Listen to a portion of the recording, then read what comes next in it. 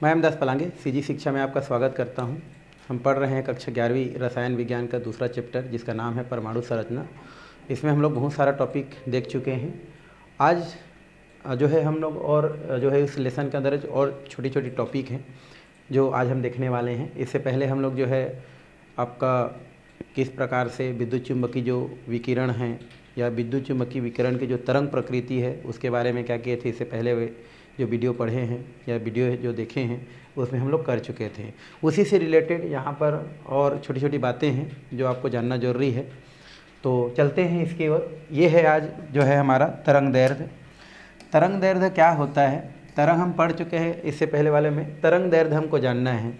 जैसे कोई भी जो क्या होता है विकिरण होता है वो तरंग के रूप में क्या होती है, संचरित होती है। तो जब वो तरंग के रूप में संचरित होती है तो वो इस प्रकार से क्या होती है, आगे बढ़ती है ना। इस प्रकार से क्या होती जाती है भाई, वो आगे बढ़ती जाती है। कहने का मतलब वो जितना क्या होती है ऊपर उठती है उतना क्या होती है नीचे जाती है, फिर जितना ऊपर उठती है फिर उतना क्या होती है नीचे जाती है। तो इस प्रकार से जो भी तरंग होती है वो क्या करती है, आगे गति करती है। तो इसमें से जो इस प्रकार से गति करे तो इस गति को क्या की जाती है, श्रृंग के नाम से जानी जाती है। और इस प्रकार की जो गति है उसे गर्त के नाम से क्या की जाती है, जानी जाती है। तो इन्हीं गर्त और श्रृंग के आधार पर तरंग दैर्ध्य को क्या की जा सकती है, समझाई जा सकती है कि तरंगों की दो क्रमागत श्रृंगों या गर्तों की जो बीच की क्या होती है, जो दूरी होती है। मतलब यहाँ पर एक श्रृंग ये हो गया, ये श्रृंग हो गया और ये गर्त हो गया। तो दो क्रमागत श्रृंगों के बीच की दूरी या दो क्रमागत गर्तों की जो बीच की दूरी होती है वही आपकी क्या कहलाती है, तरंग दैर्ध्य के नाम से जानी जाती है या तरंग दैर्ध्य कहलाती है। तो इसको इस प्रकार से क्या की जा सकती है, परिभाषित की जा सकती है भी यहाँ से। तो लिख देते हैं हम लोग तरंग दैर्ध्य। तरंग दैर्ध्य क्या होता है, तो किसी तरंग में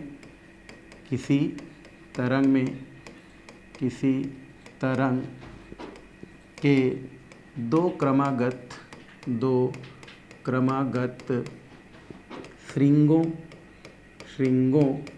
या गर्तों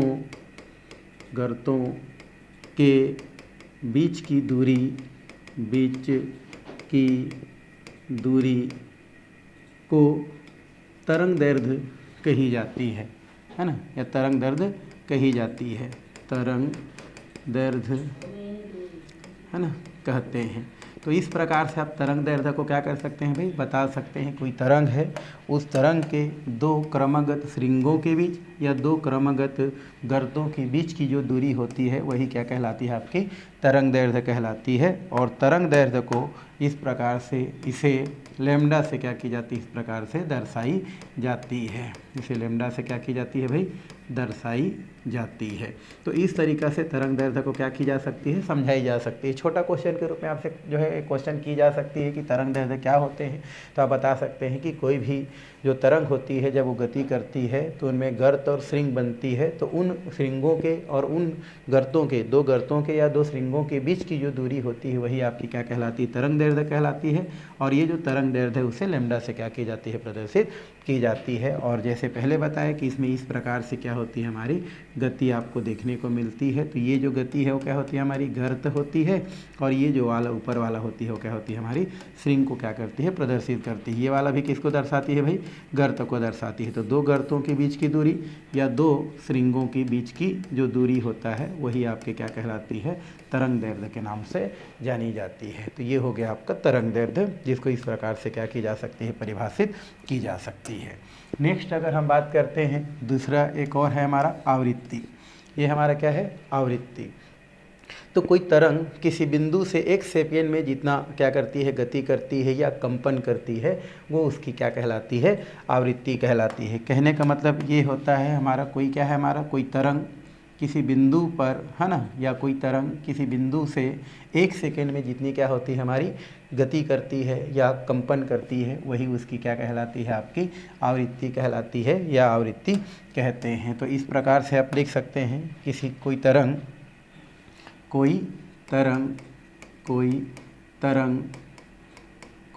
तरंग किसी बिंदु से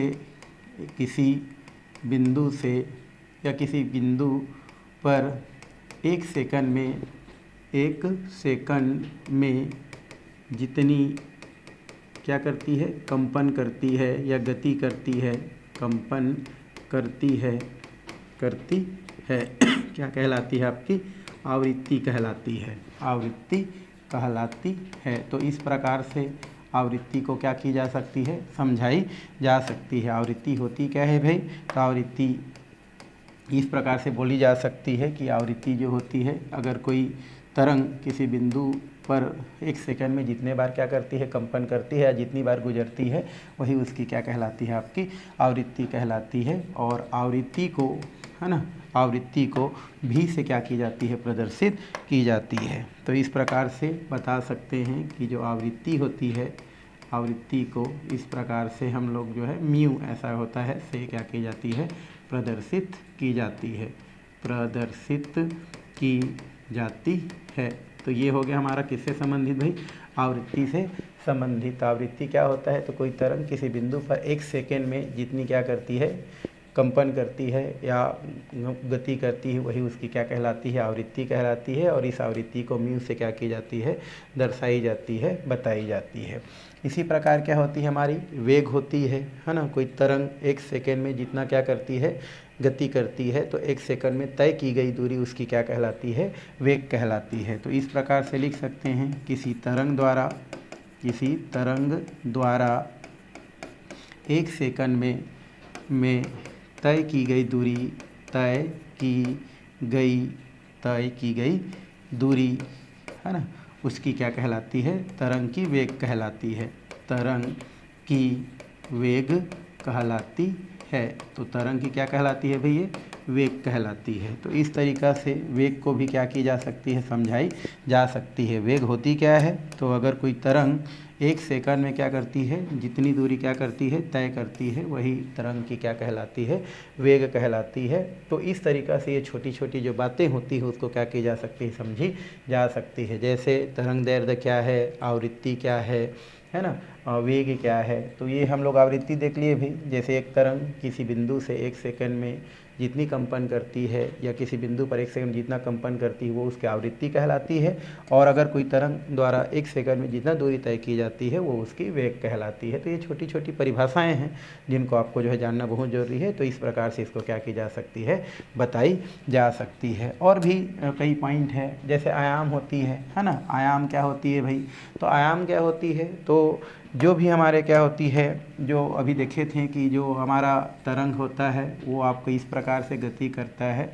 तो यहाँ पर जो श्रृंग बनता है और जो क्या हमारा होता है, जो गर्त बनता है।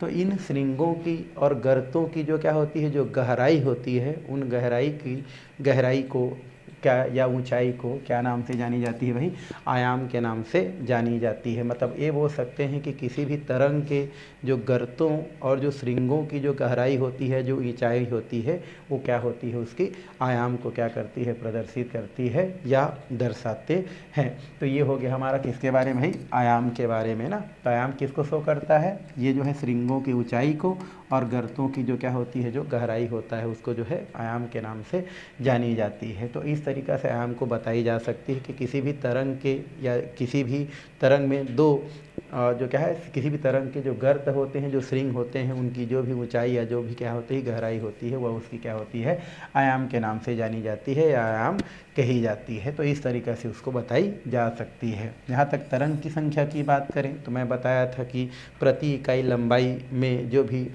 जो तरंग की जो क्या होती है, जो संख्या होती है प्रति इकाई लंबाई में, मतलब यहाँ पर बोल सकते हैं कि प्रति इकाई लंबाई में तरंगों की संख्या,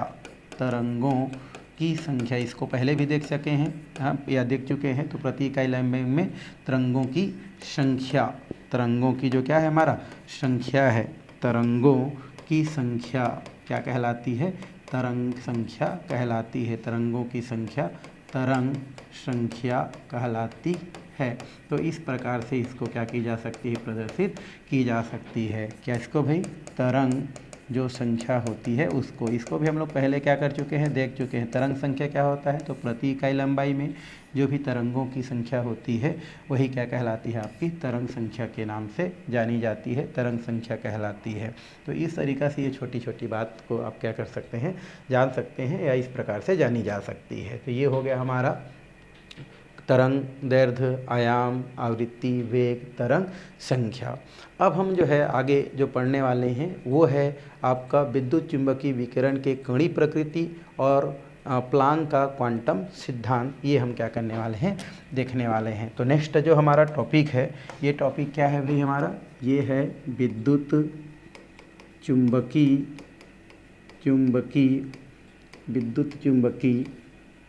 विकिरण की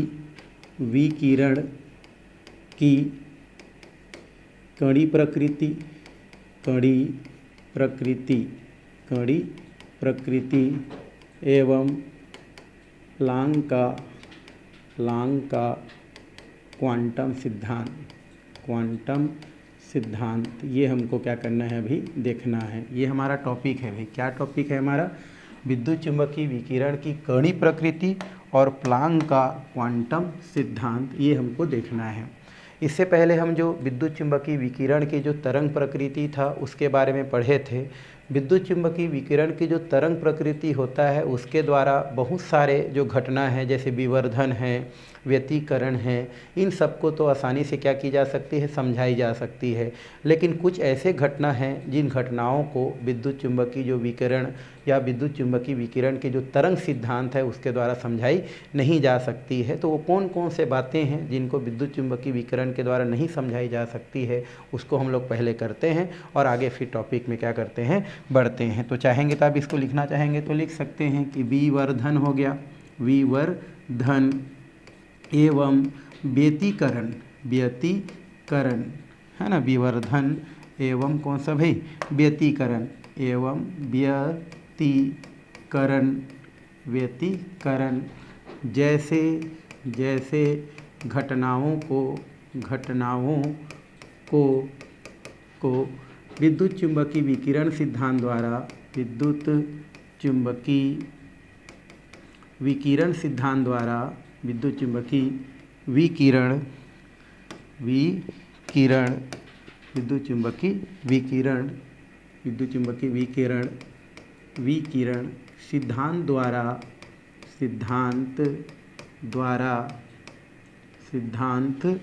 द्वारा समझाई जा सकती है, सिद्धांत द्वारा भली भांति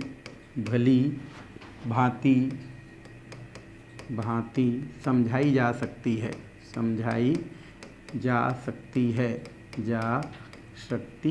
है। तो यहाँ पर क्या लिखे, ये है कि हमारे पास जो क्या था, विवर्धन है, व्यतिकरण है, ऐसे कुछ घटनाएं हैं। इन घटनाओं को विद्युत चुंबकीय विकिरण के द्वारा समझाई जा सकती है, लेकिन कुछ घटनाएं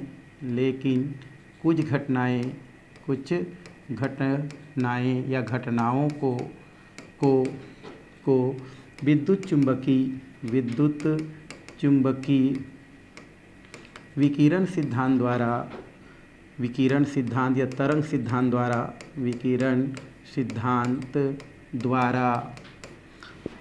द्वारा समझाई नहीं जा सकी है ना, विद्युत चुंबकीय सिद्धांत द्वारा नहीं समझाई नहीं जा सकी। मतलब हम जो इससे पहले विद्युत चुंबकीय जो विकिरण की जो तरंग सिद्धांत थे उसके बारे में पढ़ाई किए थे, तो उस सिद्धांत के द्वारा कुछ घटना है जिसको अच्छे ढंग से बताई जा सकती है, जैसे विवर्धन है, व्यतिकरण है, इसको समझाई जा सकती है। लेकिन कुछ घटना ऐसे हैं जिनको विद्युत चुंबकीय विकिरण जो सिद्धांत इससे पहले जो पढ़े थे उसके द्वारा नहीं समझाई जा सकती है, जो कि निम्न है। जो क्या है हमारा भाई, निम्न है, जो निम्न है। पहला इसमें दिया है हमारा, गर्म वस्तु से उत्सर्जित होने वाले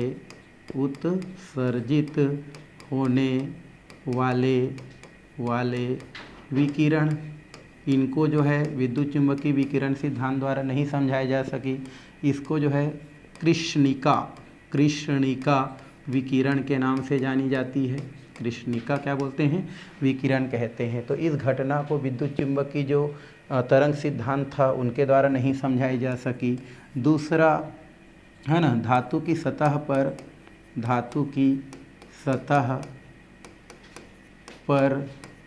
विकिरण धातु की सतह पर विकिरण डालने पर इलेक्ट्रॉन का उत्सर्जन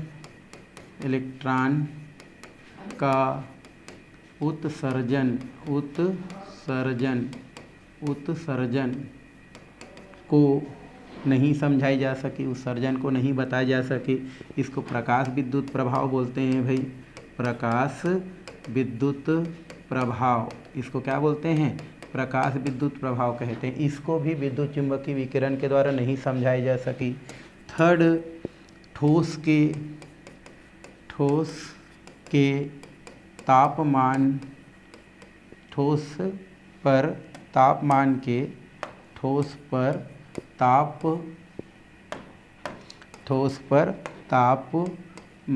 के गुणन या फलन का, तापमान के फलन के अध्ययन द्वारा ऊष्माधारिता का अध्ययन इसको समझाने में क्या रही? वो जो सिद्धांत था वो असमर्थ रही। और फोर्थ नंबर, स्पेशली जो हाइड्रोजन स्पेक्ट्रम था, कौन सा भाई? हमारा हाइड्रोजन स्पेक्ट्रम, इसको भी समझाने में क्या रहा? वो असमर्थ रही। तो हम इससे पहले जो विद्युत चुंबकीय विकिरण सिद्धांत देखे थे, उस सिद्धांत के द्वारा कुछ बातों को तो अच्छे ढंग से समझाया, लेकिन ये जो बात है जिसको मैं यहाँ पर लिखा हूँ कि गर्म वस्तुओं से उत्सर्जित होने वाले विकिरण और धातु की सतह पर विकिरण डालने पर इलेक्ट्रॉन का उत्सर्जन, ठोस पर तापमान के अर्थात ऊष्माधारिता का अध्ययन और हाइड्रोजन स्पेक्ट्रम, ये सब के बारे में विद्युत चुंबकीय विकिरण फिलहाल कोई जानकारी नहीं देती है। तो उन्हीं कमियों को यहाँ पर आगे हमको क्या करना है, कैसे आगे सॉल्व किया गया, उनको कौन समझाया, उसको हमको देखना है। इन सबको पढ़ने से पता ये चलता है कि कोई भी जो निकाय होता है वो निकाय आपका क्या करता है, अलग अलग मात्रा में ऊर्जा का क्या करता है, अवशोषण या क्या करता है, उत्सर्जन करता है। मतलब हम ये बोल सकते हैं कि हर प्रकार का पदार्थ हर प्रकार के ऊर्जा को या ऊर्जा के जो है अधिकतम मात्रा को अवशोषित, मतलब हर पदार्थ का क्या होता है, एक अपना क्षमता होता है, जिस क्षमता का अनुसार वो ऊर्जा को क्या करता है, अवशोषित करता है या उत्सर्जित करता है। वो इन चारों पॉइंट को देख करके क्या किया जा सकता है, बताया जा सकता है। अब इन चारों बातों में से पहला जो बात है, इसको कौन सो भाई, हमारा कृष्ण जो विकिरण जो हमारा प्रक्रिया है, उसको सबसे पहले 1900 जो सदी था या 1900 में एक साइंटिस्ट था मैक्स प्लांक, जिन्होंने जो है अपने प्रयोग से, अपने रिसर्च से कृष्ण विकिरण जो था उसको यहाँ पर क्या किया, अच्छे ढंग से समझाया और उनके लिए उन्होंने कुछ जो है बातें यहाँ पर रखा। तो आगे हमको क्या करना है, उसी के बारे में क्या करना है, पढ़ना है। तो किसके बारे में पढ़ना है भाई हमको? कृष्णिका विकिरण। तो ये जो कृष्णिका विकिरण है, इसको सबसे पहले 1900 में, है ना, कृष्ण विकिरिका को मतलब कृष्णिका विकिरण के या को, है ना, अच्छे ढंग से,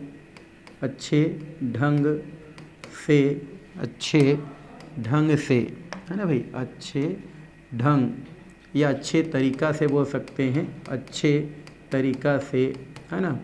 1900 में मैक्स प्लांक के द्वारा व्याख्या किया गया। मतलब हम जो चार जो बातें लिखे थे उनमें से जो पहला बात है, इस पहला बात को, है ना, जो मैक्स प्लांक जी थे, इन्होंने 1900 में क्या किया, उसको अच्छे ढंग से क्या किया, समझाया। और इसके लिए उन्होंने क्या किया, बात किया, उसको यहाँ पर हम क्या करते जाते हैं, समझते जाते हैं। उन्होंने देखा कि जो गर्म वस्तु होता है वो गर्म वस्तु विसरित परास में क्या करता है, विद्युत चुंबकीय विकिरण है या विद्युत चुंबकीय तरंग दैर्ध्य के विकिरण क्या करता है, आपका उत्सर्जित करता है। तो यहाँ पर उसको भी लिखा जा सकता है कि गर्म वस्तु विसरित परास में विद्युत चुंबकीय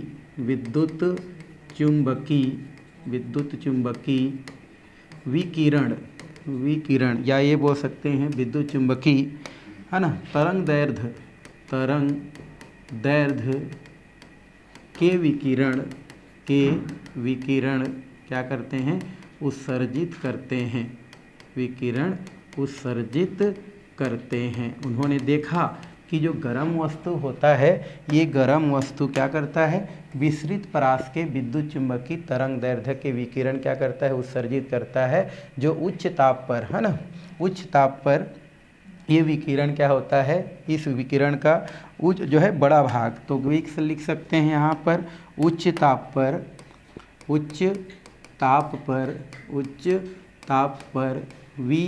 उत्सर्जित विकिरण, उच्च ताप पर उत्सर्जित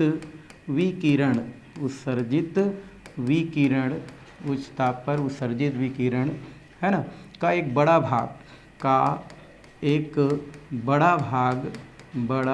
भाग स्पेक्ट्रम के दृश्य क्षेत्र में होता है, दृश्य क्षेत्र में होता है भाई, दृश्य क्षेत्र में होता है, क्षेत्र में होता है, है ना, क्षेत्र में होता है। और जैसे जैसे क्या किया जाता है, ताप बढ़ाया जाता है, वैसे वैसे क्या होते जाता है, आपका जो भी उत्सर्जित होने वाला जो क्या होता है, विकिरण होता है, उसका तीव्रता बढ़ते जाता है, लेकिन उसके साथ साथ तरंग दैर्ध्य क्या होते जाता है, आपका कम होते जाता है। कहने का मतलब ये है कि वस्तु को जितना ज़्यादा क्या किया जाता है, गर्म किया जाता है, वैसे वैसे उसमें जो है विद्युत चुंबकीय जो तरंगे हैं वो क्या होती जाती है, बाहर निकलती जाती हैं और उसकी तीव्रता भी ज़्यादा होती हैं, लेकिन उसका जो तरंग दैर्ध्य होती है वो क्या होती है, आपकी कम होती है। मतलब ये है कि जैसे जैसे ताप को क्या की जाती है, बढ़ाई जाती है, कम तरंग दैर्ध्य के वहाँ से विकिरण क्या होती है, उत्सर्जित होती है। जैसे कम तरंग दैर्ध्य में जो नीले प्रकाश होती है, वो नीले प्रकाश क्या होती है, उत्सर्जित होती है। इसको उदाहरण के लिए आप जो है ये भी समझी जा सकती है, जैसे क्या होती है, जो लोहे होती है, उस लोहे की जो वस्तु होती है, अगर उसको क्या की जाती है, प्रारंभ में गर्म की जाती है तो लाल रंग की होती है। जैसे जैसे और ताप को क्या की जाती है, बढ़ाई जाती है, तो वो सफ़ेद रंग के विकिरण को क्या करती है, उत्सर्जित करती है। और बढ़ाई जाती है तो वो एक आपके नीले रंग के जो है क्या होती है, प्रकाश को क्या करती है, उत्सर्जित करती है, विकिरण को उत्सर्जित करती है। तो इस नीले रंग की जो प्रकाश होती है, इनकी जो तरंग दैर्ध्य होती है, कौन सा हमारा भाई, तरंग दैर्ध्य, वो क्या होती है, आपकी कम होती जाती है। मतलब ये देखी जा सकती है कि जैसे जैसे क्या की जाती है, प्रकाश की जो है या ताप की मात्रा को क्या की जाती है, बढ़ाई जाती है, वैसे वैसे वहाँ से उत्सर्जित होने वाले जो भी विकिरण है उनकी तीव्रता तो बढ़ती है, बट उनकी तरंग दैर्ध्य क्या होती जाती है, आपकी कम होती जाती है। तो इसके आधार पर ये कही जा सकती है कि कोई भी जो क्या होती है, वस्तु होती है, उस वस्तु से विकिरण का उत्सर्जन होती है, या भिन्न भिन्न आवृत्ति के तरंग दैर्ध्य वाले जो विकिरण है उसके उत्सर्जन जो होती है, वह उस वस्तु पर जो है या उस वस्तु के ताप पर क्या करती है, निर्भर करती है। ये निष्कर्ष क्या की जा सकती है, निकाली जा सकती है। तो उनको भी यहाँ पर पॉइंट के रूप में क्या की जा सकती है भाई, लिखी जा सकती है। कैसे लिखी जा सकती है, तो यहाँ पर हम लोग लिख देते हैं, क्या लिख देते हैं कि किसी वस्तु से, किसी गर्म वस्तु से या किसी गर्म वस्तु से, है ना, विभिन्न आवृत्ति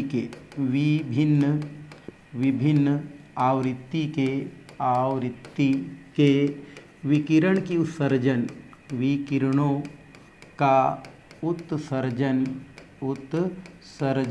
विभिन्न विकिरणों का उत्सर्जन वस्तु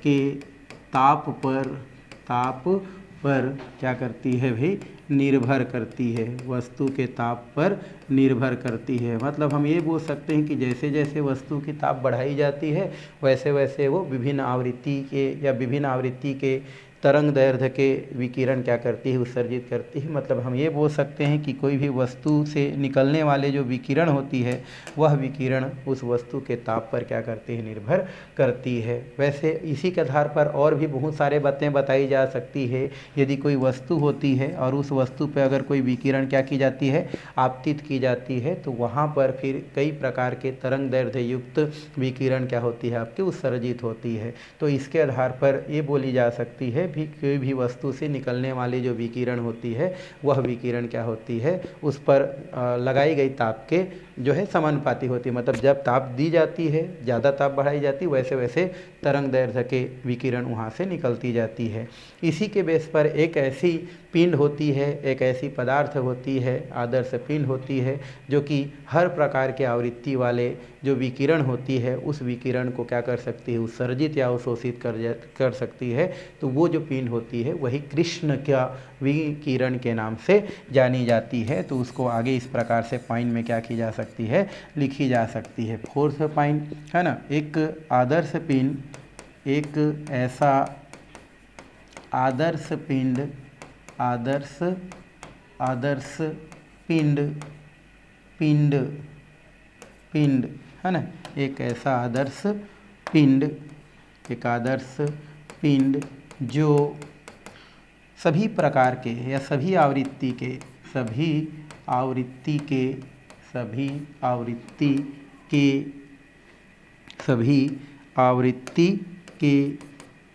विद्युत चुंबकीय विकिरणों को या सभी आवृत्ति के विकिरणों का विद्युत चुंबकीय विकिरणों का अवशोषण या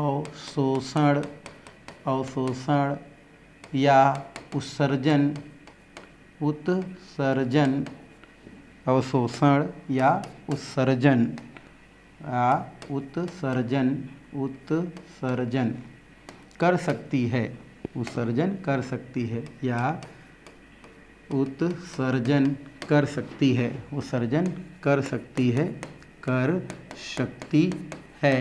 क्या कहलाती है, कृष्णिका, कृष्णिका क्या कहलाती है, विकिरण कहलाती है या कृष्णिका विकिरण कहते हैं। तो इस तरीक़ा से कृष्णिका विकिरण को क्या की जा सकती है भाई, परिभाषित की जा सकती है। कैसे, तो एक ऐसा आदर्श पिंड होता है जो सभी आवृत्ति के विकिरण को क्या कर सकता है, अवशोषित कर सकता है, उत्सर्जित कर सकता है, वही क्या कहलाता है, आपका कृष्णिका विकिरण के नाम से जानी जाती है। ये जो कृष्ण विकिरिका का अगर हम उदाहरण की बात करें तो जो ब्लैक होल होती है, ब्लैक जो होल होती है, ये ब्लैक होल इसके अंतर्गत क्या की जाती है, इसको रखी जाती है। ये जो ब्लैक होल होती है वो एक क्या होती है, एक कृष्णिका विकिरण के भांति व्यवहार करती है। ये जो ब्लैक होल होती है उसमें एक क्या होती है, आपकी इस प्रकार से एक छिद्र होती है और एक ही छिद्र होती है और उसके अलावा कोई छिद्र नहीं होती है। तो कोई भी जो ब्लैक होल होती है उसमें क्या करती है, कोई भी प्रकाश क्या करती है, उस छिद्र के माध्यम से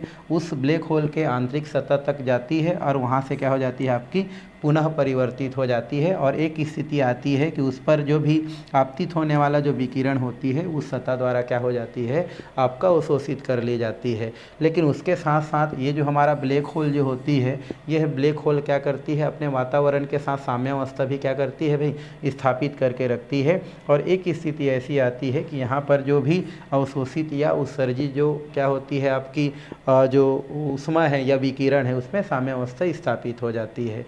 यहाँ पर ये जो ब्लैक होल होती है, इस ब्लैक होल में ऊर्जा का जो क्या होता है, जो उत्सर्जन होती है या जो आपका उसका जो अवशोषण होती है, अवशोषण जो होती है, ये उत्सर्जन या जो अवशोषण है वह ताप पर क्या करती है, निर्भर करती है।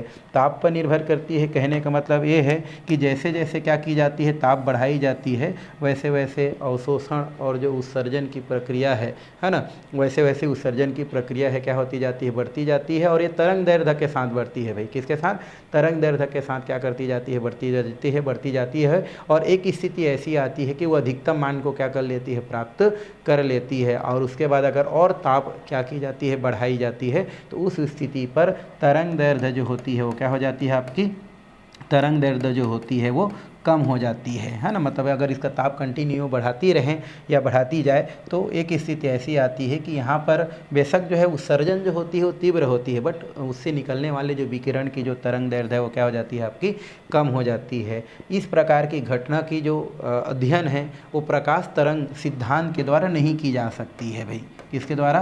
प्रकाश तरंग सिद्धांत के द्वारा नहीं की जा सकी। इसलिए जो है मैक्सवेल है ना, या मैक्स बोलता हूँ, मैक्स जो प्लांक नाम के वैज्ञानिक था, मैक्स जो प्लांक नाम के वैज्ञानिक था, उन्होंने इस घटना को अच्छे ढंग से क्या की है, यहाँ पर समझाई है। मैक्सवेल के कहना ये था कि जब किसी ब्लैक होल पर कोई प्रकाश क्या करता है हमारा, या कोई ताप क्या किया जाता है उसको दिया जाता है, या कोई विकिरण उसको दिया जाता है, तो उस स्थिति में जो ब्लैक होल के जो क्या होते हैं, जो परमाणु होता है, ये परमाणु क्या करता है, उन प्रकाशों का क्या करता है, आदान प्रदान करता है। मैक्सवेल ने अपने जो क्या था प्रयोग था उसके आधार पर यह भी बताया कि जो प्रकाश विकिरण होता है या जो विकिरण होता है उसको कई भागों में, विविक्त भागों में क्या किया जा सकता है, बांटा जा सकता है। और उन्होंने ये भी बताया कि कोई भी परमाणु या अणु है ना, जो भी क्या होता है विकिरण की जो मात्रा होता है उसको विविक्त रूप में क्या करता है, आपका ग्रहण करता है, न कि अनवरत ग्रहण करता है।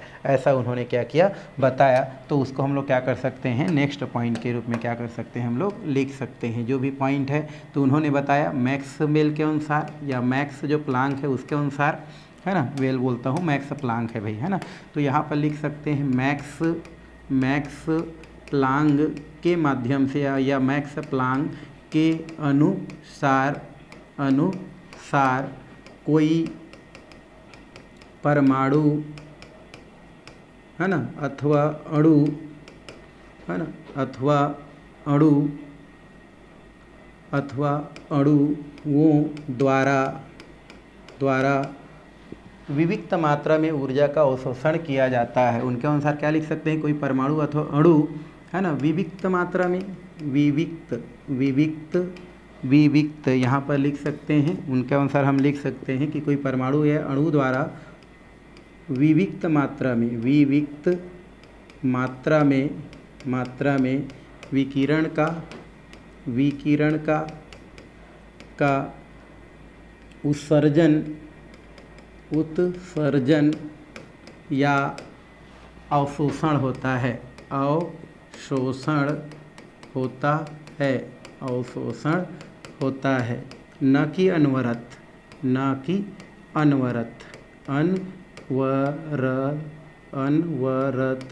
तो उन्होंने क्या बताया कि कोई भी परमाणु अथवा अणुओं द्वारा विविक्त मात्रा में विकिरण का क्या होता है, उत्सर्जन या क्या होता है भाई, अवशोषण होता है, न कि अनवरत। और फिर उन्होंने बताया कि विद्युत चुंबकीय विकिरण के रूप में, है ना, यहाँ पर लिख सकते हैं विद्युत चुंबकीय विकिरण के रूप में ऊर्जा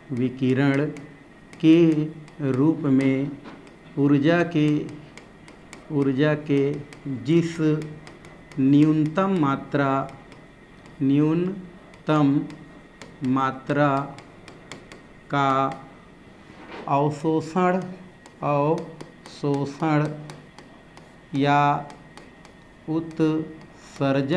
है, है ना, विद्युत चुंबकीय विकिरण के रूप में ऊर्जा के जिस न्यूनतम मात्रा का अवशोषण या उत्सर्जन होता है उसे प्लांक ने क्वांटम कहा है। प्लांक ने क्या कहा है भाई, क्वांटम कहा जाता है, या प्लांक ने उसको क्या कहा है, क्वांटम कहा है या उसको बोला है ना। तो क्या लिखे हम लोग कि विकिरण के या विद्युत चुंबकीय विकिरण के रूप में ऊर्जा की जिस न्यूनतम मात्रा का अवशोषण या उत्सर्जन होता है उसको प्लांक ने क्वांटम नाम दिया है, प्लांक ने क्वांटम नाम दिया है। यदि एक क्वांटम की ऊर्जा, यदि एक क्वांटम की ऊर्जा एक क्वांटम की क्या ऊर्जा ई एक क्वांटम की ऊर्जा ई तथा उसकी आवृत्ति उसकी आवृत्ति भी है, तो यहाँ पर उसका ई क्या है, आवृत्ति भी है, तो वो एक दूसरे के क्या होते हैं, समानुपाती होता है। आवृत्ति भी हो तो वह एक है ना दूसरे के क्या होता है भाई, समानुपाती होता है, समानुपाती होता है, जिसे निम्न प्रकार से दर्शाया जा सकता है। ये होता है आपका ई, समानुपाती क्या हो जाता है आपका भी, और जब यहाँ पर ये समानुपाती क्या हो जाता है, हट जाता है, तो एक स्थिरांक आ जाता है एच, एक स्थिरांक क्या आ जाता है भाई आपका एच, इस प्रकार से, और ये हो जाता है म्यू। तो यहाँ पर एक छोटी सी समीकरण प्राप्त हो जाती है, जिसे प्लांक का समीकरण के नाम से जानी जाती है। जहाँ पर जो एच होती है ये प्लांक स्थिरांक के नाम से जानी जाती है, प्लांक स्थिरांक के नाम से क्या की जाती है, जानी जाती है। तो इस तरीक़ा से कृष्ण विकिरण या कृष्णिका जो विकिरण है उसको क्या की जा सकती है, समझाई जा सकती है, बताई जा सकती है। साथ ही साथ क्वांटम के बारे में भी क्या की जा सकती है, बताई जा सकती है। तो ये हो गया आपका क्या हो गया, विद्युत चुंबकीय विकिरण की कणी प्रकृति का जो प्लांक क्वांटम सिद्धांत है उससे रिलेटेड पहले बातें, जिसमें हमने कृष्णिका विकिरण किस प्रकार उत्पन्न होता है, किसे कहते हैं, उसको यहाँ पर क्या किया, हमने समझा। तो ये हो गया पहला पॉइंट।